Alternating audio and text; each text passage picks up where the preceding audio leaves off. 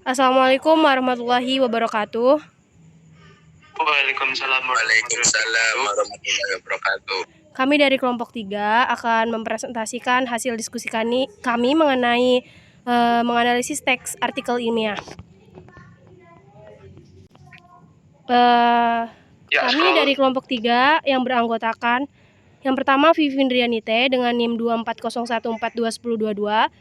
Yang kedua Muhammad Kiki Medio dengan nomor NIM 2401421024. Yang ketiga ada Misael dengan nomor induk mahasiswa 2501421149. Yang keempat ada Hanida dengan nomor induk mahasiswa 3111421060. Yang kelima ada Fathah Abila Zaki dengan nomor induk mahasiswa 3111421062. Selanjutnya materinya akan dilanjut oleh pembaca selanjutnya. Silakan. Yang bagian pertama adalah judul, yaitu Sains Literasi Sastra dan Pemuda Filantropi, dengan penulis Dia Prabandingrum dari Universitas Negeri Semarang. Selanjutnya yaitu pendahuluan. Sastra dan pemuda filantropis. Saat ini, generasi pemuda memiliki pola pikir yang dinamis, instan, lintas batas, dan cenderung individualis dan gramatik. Amali 2019. Hal tersebut merupakan keniscayaan atas efek perkembangan zaman teknologi yang canggih. Dunia selasa dalam genggaman. Namun, apabila secara bijak akan terjadi kesenjangan antara ilmu pengetahuan dan nilai dalam diri manusia yang mengakibatkan dehumanisasi. Sehubungan dengan hal tersebut, sejarah membuktikan pembacaan dan penelaahan karya sastra telah mengubah beberapa hal. Karya sastra memang tidak secara langsung memberikan solusi, tetapi semangat yang ditulis oleh pengarang menawarkan harapan pada pembaca. Harapan itulah yang kemudian berkobar menjadi hal yang menggerakkan perubahan. Kepekaan terhadap lingkungan sekitar yang distimulus dari pembacaan karya sastra mampu memantik revolusi sosial di Amerika. Melalui novel Uncle Tom's Cabin, Harriet Beecher mengkritik tentang perbudakan yang mencederai hak asasi manusia. Pun demikian di Indonesia. Multatuli lewat karyanya, Max Havelaar mampu membuat warga dunia, khususnya Belanda, menerapkan politik etis atau politik balas budi. Sastra mampu mengetuk hati pembaca hingga naluri paling dalam berkata dan merasa. Ada yang perlu dibenahi dengan gerakan nyata. Sehubungan dengan hal tersebut, kita juga dapat melihat fakta yang ada. Pemimpin kelas dunia yang disegani mereka adalah pencinta sastra. Mereka memiliki latar belakang artistik yang tak hanya reseptif atau pembaca, tetapi juga produktif atau penggiat. Sebut saja Mikhail Gorbachev, yang di usia mudanya telah menjadi aktor panggung. Ada pula Francois Mitterrand, Presiden Prancis, yang paling disegani di abad 21, merupakan novelis yang produktif. Demikian pula Václav Havel, Presiden Cekoslovakia, yang merupakan pejuang juga seorang dramawan dengan karya-karya yang luar biasa. Prabandingrum 2019. Hal tersebut bukanlah hal yang mengejutkan. Sastra sebagai bagian dari ekspresi jiwa pengarang untuk mendokumenkan fenomena sosial merupakan simulasi terbaik dalam melihat dan menghayati gambaran besar keadaan. Meskipun terdapat ciri khusus dalam karya sastra, yaitu permuatan imajinasi, karya sastra terbukti memiliki kompleksitas di dalamnya. Dalam karya sastra terdapat masalah, hipotesis terselubung, dan pembuktian terhadap hipotesis tersebut. Adapun dari segi persoalan yang jelasnya, sebuah karya sastra, utamanya novel, memiliki berbagai hal yang dibahas. mulai dari persoalan politik, ekonomi, hukum, gender, keadilan, dan persoalan kemanusiaan lainnya. Karya sastra dengan bahasa sebagai mediumnya dan pemilihan diksi yang populer atau bukan ilmiah oleh pengarang memiliki kekuatan untuk menggerakkan hati pembaca. Saat atau setelah membacanya, pembaca dapat kembali mengingat dirinya, lingkungannya, dan problem sosial kultural di sekitarnya. Tidak hanya itu, pembaca akan berpikir untuk mengadakan perenungan dan kemudian memiliki keinginan untuk mengubah sesuatu yang kurang. Perubahan tersebut dimulai dari perubahan terhadap dirinya sendiri. Oleh karena itu, tidak berlebihan kiranya merelevansikan pembangunan karakter pemuda dengan karya sastra. Pemuda yang gemar berliterasi sastra sangat mungkin menjadi pemuda dengan jiwa sosial yang tinggi dan dipenuhi kasih terhadap sesama atau filantropis. Tak hanya itu, mereka berkesempatan untuk menjadi bijaksana. Kelak, ketika menjadi seorang pemimpin, mereka memiliki peluang untuk disegani karena mengambil kebijakan mendekati idealisasi yang diharapkan masyarakat. Baik, saya akan melanjutkan. Literasi sastra dalam literasi sastra dapat diartikan kegiatan menyimak, membaca, menulis, dan menceritakan kembali karya sastra.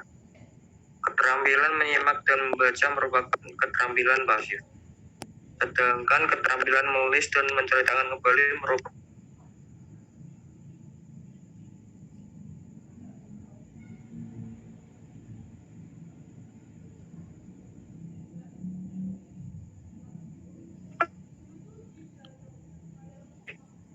adalah karya sastra yang nilai.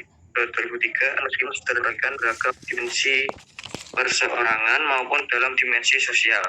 Dengan demikian, karya ini dapat menginspirasi, menambah wawasan, membuka kesadaran, dan memiliki daya gugah yang tinggi.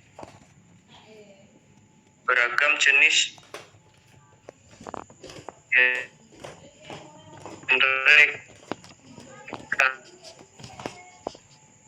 karya sastra yang menyebarkan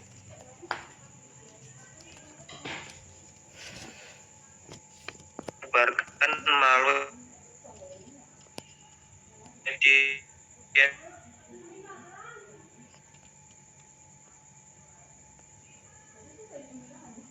sosial sebagai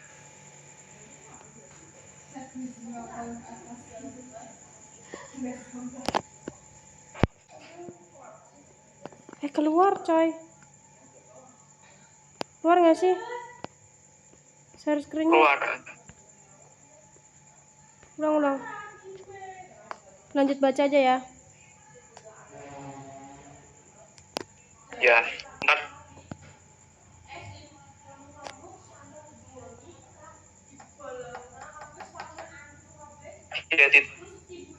Iya, lanjut baca aja.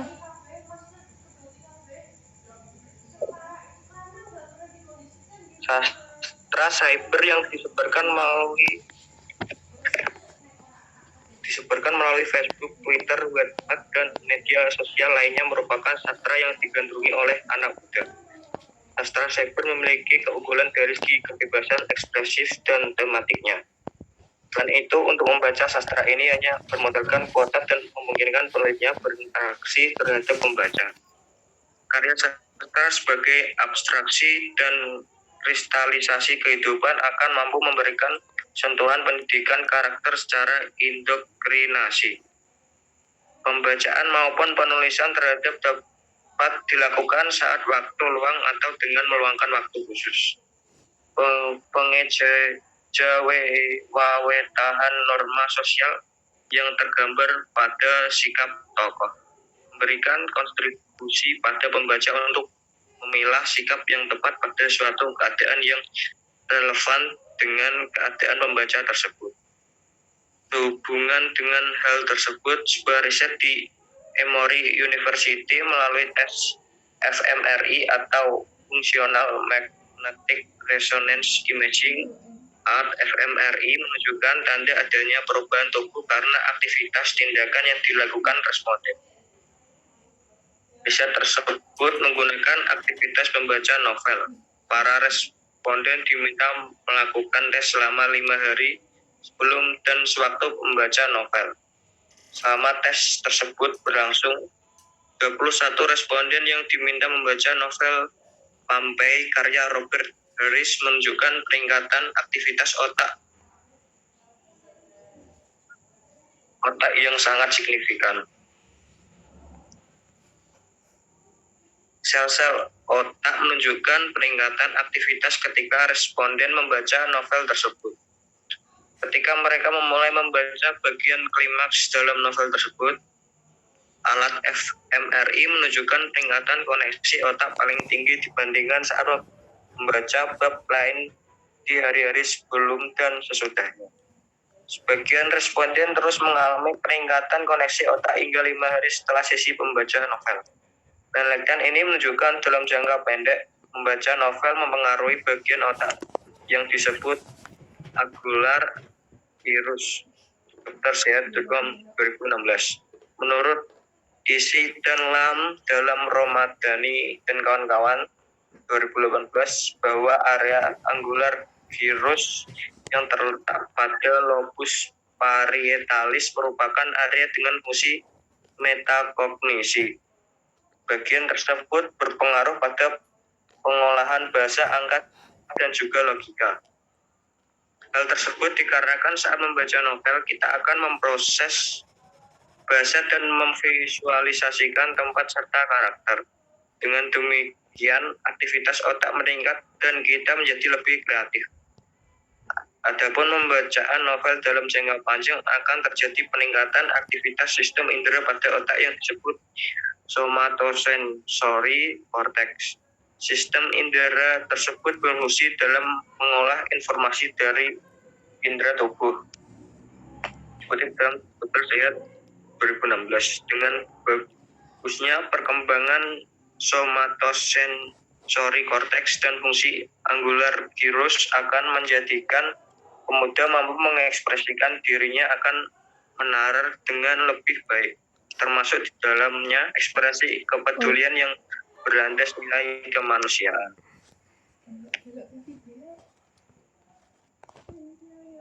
Selanjutnya, berkaitan dengan hal tersebut, gerakan literasi sastra akan lebih baik dilakukan sebelum generasi kita menjadi dewasa. Hal ini berkaitan dengan psikologi. Setidaknya berkaitan dengan psikologi bahasa.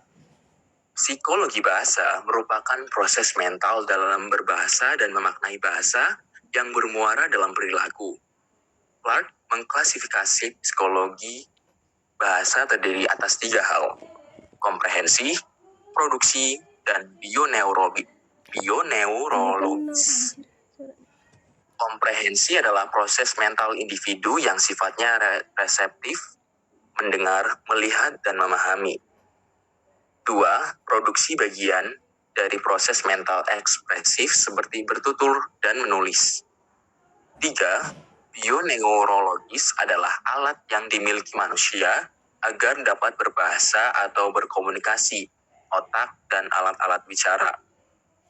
Proses ini berkembang dengan pesat sejak pembentukan sel-sel saraf di otak, usia 4 bulan dalam rahim sampai usia pubertas, lebih kurang usia 12-13 tahun.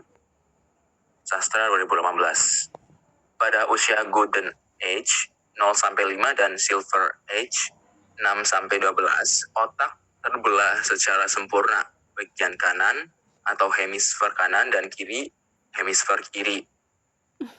Pada usia ini pula, proses pembelajaran awal dan pembiasaan perlu dimaksimalkan sehingga area korpus calomus dan sistem limbik di otak anak akan terbentuk secara positif, yang nantinya akan menjadi karakter dasar anak. Korpus kolosum merupakan miliaran serabut saraf yang menghubungkan 2 belahan otak dan memungkinkan kedua bagian tersebut berkomunikasi, hemisfer kanan dan kiri. Sastra 2018.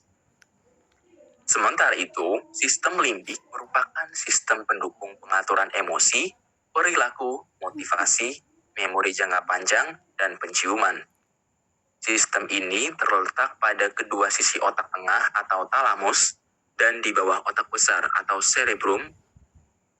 Princeton Review 2003. Literasi sastra, entah dengan aktivitas menyimak pementasan, pembacaan secara mandiri, penulisan, dan penelisanan karya sastra atau bercerita, akan bertambah positif. Pemetaan baik buruk, patut tidak patut yang terdapat pada karya sastra akan dijadikan anak sebagai nilai moral yang dipegang. Pengupayaan bersama. Beberapa orang selama ini berpikir bahwa membaca sastra bukanlah aktivitas yang penting. Bahkan tak jarang orang tua di Indonesia yang mengidamkan anaknya cerdas dan penuh empati, tetapi memandang kurang baik aktivitas membaca sastra. Membaca karya sastra dianggap menyia-nyiakan waktu. Pemaparan di atas telah menjelaskan bahwa membaca sastra berkaitan erat dengan logika dan karakter. Lebih jauh lagi, literasi sastra dapat meningkatkan kemampuan berkomunikasi maupun matematik. Dilihat dari pemetaan otak secara kualitatif, hemisfer kanan dan kiri, kemampuan berhitung dan berlogika ternyata bertempat di hemisfer kiri, tempat yang sama dengan berbahasa. Adapun kreativitas, inovasi, dan imajinasi terdapat pada hemisfer kanan. Dalam sastra terdapat banyak hal kompleks dalam mendokumentkan kejadian sosial kultural di masyarakat sekaligus ekspresi imajinatif mengarang atas solusi yang ditawarkan. Artinya, pembacaan karya sastra tidak hanya akan mengembangkan satu sisi otak, tapi dua bagian otak. Akan saya lanjutkan mengenai kesimpulan dari artikel ilmiah. Literasi sastra untuk membentuk generasi filantropis, utamanya pemuda, perlu mendapat perhatian yang lebih. Perhatian tersebut tidak hanya dari peran orang tua ataupun guru. Peran pemerintah akan menambah kebermaknaan dalam pembentukan generasi filantropis. Peran orang tua dapat dimaksimalkan dimulai dari sejak masa kandungan atau sejak pembentukan sel-sel saraf di otak usia 4 bulan dalam rahim, sampai usia kurang lebih 12-13 tahun. Orang tua perlu membacakan maupun membaca karya sastra. Pada usia balita hingga pubertas, orang tua dan guru juga dapat menstimulus anak untuk bersastra melalui pementasan sastra kecil-kecilan ataupun penulisan sastra. Adapun pemerintah memberikan dukungan dengan memasukkan banyak karya sastra dalam pembelajaran bahasa, mendukung perpustakaan untuk memiliki banyak buku sastra, dan ikut menghidupi komunitas dan berkaitan dengan sastra. Selanjutnya, kemauan dari pemuda-pemudi Indonesia untuk melakukan gerakan literasi sastra menjadi kunci utamanya terbentuknya pemuda filantropis. Dengan sumbernya literasi sastra di generasi mendatang, hal ini memberikan harapan baru untuk terbentuknya generasi filantropis Indonesia. Tidak hanya pandai dalam berlogika, namun kreatif, humanis, dan penuh kasih dalam memecahkan masalah yang ada. Baiklah, sekian dari presentasi kelompok kami. Saya ingin menarik kesimpulan bahwa artikel berjudul Sains Literasi Sastra dan Pemuda Filantropi buatan Ibu Dira Prabaningrum sudah sesuai dengan kaidah penulisan dari artikel ilmiah pada umumnya, karena telah mengandung struktur judul, penulis, pendahuluan, tinjauan pustaka, pembahasan, dan simpulan. Sekian, terima kasih. Wassalamualaikum warahmatullahi wabarakatuh.